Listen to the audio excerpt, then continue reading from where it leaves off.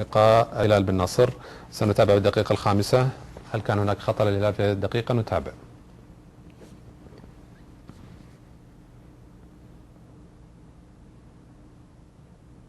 حنشوف. الحكم طبعا موقفه كان جيد، والحكم كان ياخذ زوايا جيدة. طبعا هو المقصود اللي في ال 18 ما في شيء في ال 18 اللي خارج ال 18 اللي خارج ال 18 نعم موجود الخطأ. كان الحكم يحتسب الخطأ، الحكم ترك اللعب مستمر رغم وجوده في موقف جيد يعني. خطأ غير معلن عنه في الدقيقة 11. نشاهد هذه الحالة أيضا. نتابع. هنشوف الإعادة. استمرار اللعب. نعم استمرار اللعب، ممكن كان يجي منها هدف يعني، اللاعب كان أخذها على طول. هل يوجد خطأ؟ ما أوضحت لنا من هنا، لازم تكون الزاوية أوضح. لم تتضح ان في خطأ او ان اللاعب لا تستطيع الحكم؟ ما استطيع الحكم. دقيقة 17 ركلة جزاء للنصر، سجل منها هدف الأول. نتابع. نعم هنشوف الآن. طبعا ركلة واضحة 100%، لكن هل كان اللاعب فيه لعب خطر قبل أم لا؟ قبل احتساب الركلة القرار صحيح. من المهاجم يعني؟ نعم. ممكن إذا كان في شيء حنشوف الآن. لا يوجد أي خطأ من المهاجم، وبالتالي قرار صحيح، ما في أي لعب خطر، ركلة جزاء، وممكن يمنح معها بطاقة صفراء وأعطى البطاقة صفراء فقط؟ نعم صفراء. لا لأنه اللاعب في مدافع آخر، في مدافع يستطيع ومنح البطاقة الصفراء. منح البطاقة، إذا قرار صحيح للركلة تنفيذ ولا البطاقة. حنشوف التنفيذ. ناخذ التنفيذ. كان واقف عليهم الحكم بشكل واضح يعني، دخول بسيط يعني جدا. نعم نوعا ما، لكنه مقبول يعني، مو جيد جدا لكنه مقبول يعني. دقيقة 23 نشاهد هذا الانذار اللاعب من الهلال.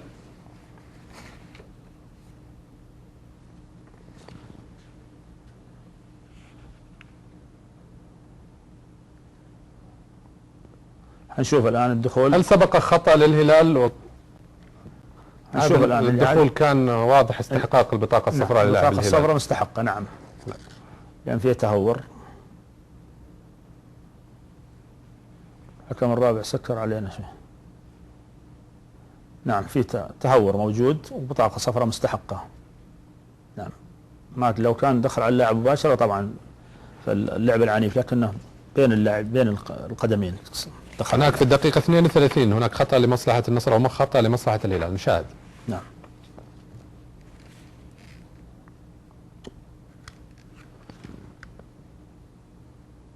المساعد طبعا هو اللي حسب الخطأ. حنشوف اللي يستحق الدخول.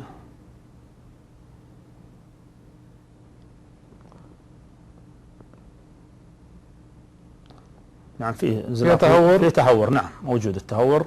المساعد اكتفى فقط بالخطأ. طبعا الحكم هنا ما يتحمل، المساعد مع طالما انت ترى انها تستحق بطاقة ولا لا؟ نعم تستحق بطاقة. الدقيقة 33 نشاهد هل لمست الكرة يد لاعب النصر أم لا؟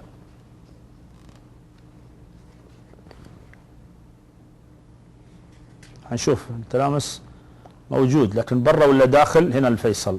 لا انت تشوف انها يعني تستحق من نعم تستحق، لان اللاعب رفع اليد بطريقه نفس طريقه نعم. ركله الجزاء البارحه. نعم البارحه نعم. لكن الاشكاليه الان لابد الاعاده نشوف هل هي داخل ولا خارج. نشوف هل هي ركله جزاء ام لانه قد تكون ركله حره مباشره في التصوير اللي لكن الحكم ترك اللعب مره تجاهل، والمساعد تجاهل الثاني، وهنا غلط. هذا طبعا الخطا موجود، لكن هل هي داخل ام خارج؟ ناخذها بشكل سريع. هل كانت داخل ام خارج؟ لابد من الاعاده الجانبيه اللاعب بقي داخل ال 18 بس اليد ممكن تمدها خارج اللاعب. طبعا اللعبه برا خارج الملعب خارج المنطقه، اذا ركله حره مباشره مع بطاقه صفراء لانه منع الكره من الوصول للمنافس. الدقيقه 36 هناك ركنيه للهلال. نشاهد. هنشوف هل تجاوزت الكره، لانه هنشوف الاعاده. هو حسب الركنيه المساعد نعم من الصعب انه يشاهد هذه وهو في الصعوبه طبعا، ولذلك إذا كان هو اللي احتسبها فهو طبعا قرار قد يكون صعب. هذه يتركها للحكم مثلا؟ يتركها للحكم، والكرة لم تجتاز بكاملها خط المرمى، بالتالي هنا كان ترك اللعب مستمر أو رمية تماس هو القرار الصحيح.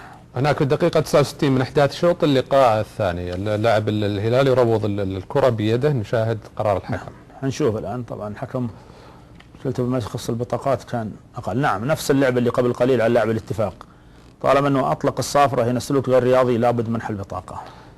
الدقيقه ما تدخل هجوميه لازم البطاقه. هذه كانت واضحه لمسه نعم. يد تستحق البطاقه.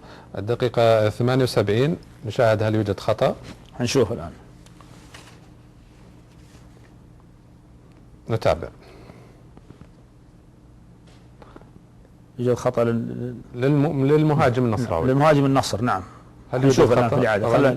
الإعادة حتوضح لأن في أخرجت الكرة لعلاج اللاعب. نعم. لكن هل يوجد خطأ؟ حنشوف الآن. طبعا المسؤول النصر يعتقد ان فيه ضربة مرفق، ولكن الضربة كانت اسفل القدم. حنشوف الآن اذا كان الإعادة السقوط على المفصل بتكون اوضح. اذا كان الإعادة اعطينا اعادة قرب اكثر. اذا في اعادة نعم. طبعا وواضحة انه في احتكاك بالجسم هذا واضح، لكن عاد المرفق عاد ما ندري حتى الان. لكن حتى الإصابة التي عولجت في خروجه انا كانت يعني في القدم.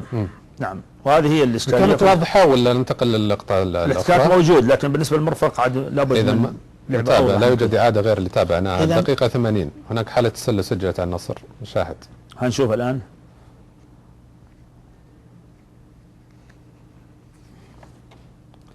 طبعا المساعد الثاني كان ربما يكون يعني أضعف، لأن عنده أخطاء كثيرة ما أعلن عنها ولا شارك بالإعلان عن. هي رفعت الراية دي. رفعت نعم. لا هنا جيد، هنا قرار، بس أنا نقول هل تأخر الحكم في إطلاق الصافرة؟ عنده الجدلية أكثر.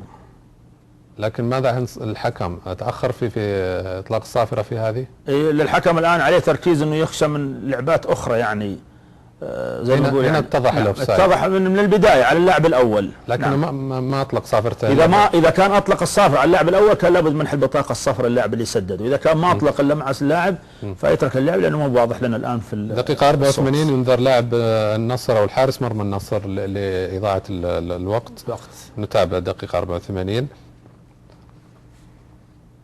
طبعا هي حالة مشابهة للمباراة أيضا النصر مع الأهلي. أنذر الحارس نعم. في وقت هو المفروض يلعب الكرة من أي مكان، ركلة المرمى تلعب من أي مكان داخل منطقة المرمى، بالتالي ما في داعي لنقل. الحكم على طول منح البطاقة وكانت مستحقة لإضاعة الوقت. دقيقة 87 هناك خطأ لمصلحة الهلال. نشاهد هذه الحالة وهي الحالة الأخيرة. حنشوف الآن. نعم الخطأ موجود. نشوف هل في تهور، إذا كان في عادة واضحة. نعم الركل فيه تهور، هذا الركل موجود، لابد منح البطاقة. الحكم اكتفى بالخطأ. هل نجح الأسباني؟ نعم نجح. نعم نجح بطريقة يعني، وإن كان ترك بعض البطاقات ولعبة اليد اللي هو طبعا يتحملها حتى مع المساعد، لكن ركلة الجزاء صحيحة ولا كان هناك لعبات. لو كانت لمسة اليد داخل منطقة الجزاء ممكن لو نعم تأثر في النتيجة. لكن هنا الآن كم تعطيه؟ أعطيه جيد جدا 8.5. 8.5 إذا الطاقم الأسباني.